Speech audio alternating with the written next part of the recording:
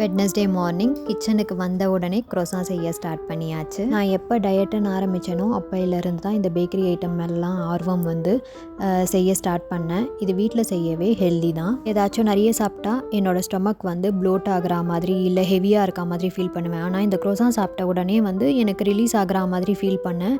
அதனால் இந்த க்ரோசான் வாரத்தில் ஒரு நாளாவது நான் செய்துடுவேன். இந்த க்ரோசான் செய்கிறது என்னமோ ரொம்ப ஈஸி தான். இதை வந்து 10 மினிட்ஸ் நம்ம மிக்ஸ் பண்ணி விடுறோம் பாருங்கள் மாவு. இது இவ்வளோ தான் வேலையே. அதுக்கப்புறம் இதை 1 hour அப்படியே விடணும். அதுக்கப்புறமா ஷேப் பண்ணி வச்சுட்டு 1 hour விடணும். அதுக்கப்புறமா பேக் ஆப்ஷன் வைக்கும்போது ஒரு 30 மினிட்ஸ் ஆகும். மொத்தமாக 2.5 to 3 hours ஆகும். அதனால் காலையில் எழுந்த உடனேயே ஃபஸ்ட்டு வேலையாக இந்த மாவை போட்டு வச்சுட்டு தான் நான் சமையல் ஆரம்பித்தேன். இன்றைக்கி சமையல் குதிரைவாலி அரிசியில் சாதமும் முள்ளங்கி சாம்பாரும் செய்திருந்தேன். இந்த குதிரைவாலி அரிசியை நான் ராத்திரியே வந்து ஊற வச்சுட்டேன். 1 கிளாஸ் அதாவது 200 ml போட்டு ஊற வச்சுருந்தேன். 1 டம்ளருக்கு 2 டம்ளர் தண்ணி ஆட் பண்ணிவிட்டு இதை ஹை ஃப்ளேமில் வந்து வச்சுட்டு நல்லா கொதிக்கும் போது சிம்மில் வச்சு 8 to 10 மினிட்ஸில் ஆஃப் பண்ணிடணும். இது குக்கரில் வச்சாலும் இதே ப்ரொசீஜர் தான். இந்த குதிரைவாலி அரிசியை 8 to 10 மினிட்ஸில் ஆஃப் பண்ண உடனே கொஞ்சம் லைட்டாக தண்ணி இருக்கா மாதிரி இருக்கும். அதை மூடி வச்சு 10 மினிட்ஸ் அப்படியே விட்டுடணும். அதுக்கப்புறமா சூப்பராக சாதம் வடிஞ்சு வந்துடும். சாம்பார்லாம் முன்னாடி வந்து நான் ரசம் மாதிரி செய்வேன். டேஸ்ட்டு நல்லாவும் இருக்காது. ஆனால் இப்போலாம் சூப்பராக செய்ய கற்றுக்கிட்டேன். என்னென்னா இதில் வந்து காரம் வந்து கரெக்டாக போடணுன்றதை கற்றுக்கிட்டேன். காரம் மட்டும் கம்மியாக இருந்துடக்கூடாது. நான் இதில் காஞ்ச மிளகா, பச்சை மிளகா, நார்மலாக நம்ம வீட்டில் அரைச்ச மிளகாய் தூளும் ஆட் பண்ணியிருக்கேன். ஒரு 2.5 ஸ்பூன் கிட்ட ஆட் பண்ணியிருந்தேன்.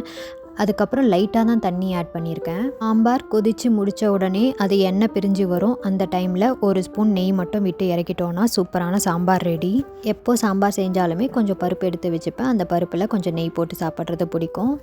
இந்த க்ரோசான் செய்யறதுக்கு ஃபஸ்ட்டு 1 கிளாஸ் தண்ணி எடுத்துக்கிட்டேன். அதாவது 200 ml தண்ணி, வெதுவெதுப்பான தண்ணியாக இருக்கணும். அதில் 1 spoon east, 1 spoon sugar, 1 spoon salt, ஒரு சின்ன ஸ்பூனில் ஜைலியம் மஸ்க், 2 கப் கோதுமை மாவு இது வரைக்கும் சேர்த்து நல்லா மிக்ஸ் பண்ணி விட்டுக்கணும். கூடவே 1 ஸ்பூன் நெய்யும் சேர்த்து ஒரு 5 மினிட்ஸ் வந்து நம்ம மிக்ஸ் பண்ணி விட்டுக்கிட்டால் போதும். ஏன்னா வந்து ஜைலியம் மஸ்க் வந்து நல்லா பைண்டிங்க்கு ஹெல்ப் ஆகும். அப்படி நம்ம ஜைலியம் மஸ்க் சேர்க்கலன்னா ஒரு 10 மினிட்ஸ் to 15 மினிட்ஸ்க்கு மிக்ஸ் பண்ணி விடுற மாதிரி இருக்கும்.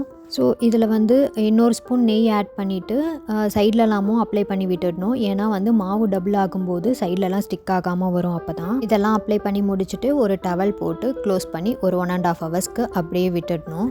அதுக்கப்புறம் பார்த்தா மாவு டபுள் ஆகி வரும். இதோட ஸ்மெல்லும் ரொம்ப நல்லா இருக்கும். இதுக்கப்புறம் இந்த மாவில் எத்தனை குட்டி குட்டியாக பால் வருதோ அத்தனையும் பண்ணிக்கலாம். ஏன்னா என்னோடய கட்டிங் போர்டு வந்து சின்னதாக இருக்கவே அந்த சைஸ்க்கு மட்டும் நான் பால் மாதிரி பண்ணிக்கிட்டேன். இதுக்கப்புறம் இந்த மாவை எடுத்து திரட்டணும். இதை வந்து திக்காக இல்லை தின்னா உங்களுக்கு எப்படி வேணுமோ அதை மாதிரி திரட்டிக்கலாம். நான் கொஞ்சம் மீடியம் சைஸில் தின்னாவும் இல்லாமல் திக்காவும் இல்லாமல் திரட்டிக்கிட்டேன். அதுக்கப்புறம் இந்த பீட்சா கட்டரில் எடுத்து கட் பண்ணிக்க வேண்டியது தான். அதுக்கப்புறம் ஷேப், இந்த க்ரோசான் ஷேப் இந்த பெருசாக இருக்க இடத்துல இருந்து நம்ம ஸ்டார்ட் பண்ணி ரோல் பண்ணோன்னா கரெக்டாக இருக்கும். ஒரு 2-3 வந்து இந்த மாதிரி க்ரோசா மாதிரி பிளெயின் க்ரோசானாக செஞ்சுட்டேன். அதுக்கப்புறம் இன்னும் 2-3 பால் எடுத்து திரட்டும் போது இந்த டார்க் சாக்லேட் உள்ளே வச்சு ஸ்டஃப் பண்ணி சாக்லேட் க்ரோசா மாதிரி பண்ணியிருந்தேன். ரொம்ப டேஸ்ட் நல்லா இருந்துச்சு. ஒரு சில பால்ஸ்லாம் தான் வந்து கரெக்டான ரவுண்ட் ஷேப் வந்துச்சு. மீதி எல்லாம் அது இஷ்டத்துக்கான ஒரு ஷேப் தான் வந்துருந்துச்சு. அதே மாதிரி இந்த பீட்சா கட்டரில் கட் பண்ணும்போதும் அது பாட்டுன்னு இன்னொரு சைடில் ஓடுது.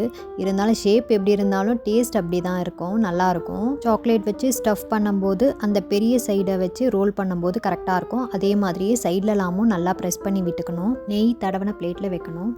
எல்லாத்தையும் ஷேப் பண்ணி வச்சுட்டு இதை ஒரு 1 ஹவருக்கு க்ளோஸ் பண்ணி வச்சிடணும். இந்த மாவும் டபுள் ஆகி வரும். ஸோ கேப் விட்டு தான் நம்ம ரோல் பண்ணி வைக்கணும்.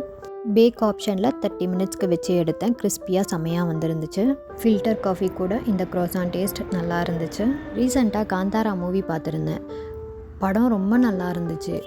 இதில் வர மியூசிக்கு நான் படம் பார்க்குறதுக்கு முன்னாடியே கேட்டுட்டேன். ஆனால் இந்த படத்தில் தான் வருதுன்னு தெரியாது. படமும் பாட்டும் ரொம்ப நல்லா இருந்துச்சு. ஒரு நாள் காட்டில் ஒரு கிளிக்கு திருமணம் செய்ய முடிவு பண்ணாங்க. அதுக்காக சுயம்வரம் நடத்தினாங்க. அதில் எல்லா பறவைகளும் கலந்துக்குச்சான். இறுதி போட்டியில் காக்கா ஜெயிச்சிடுச்சு.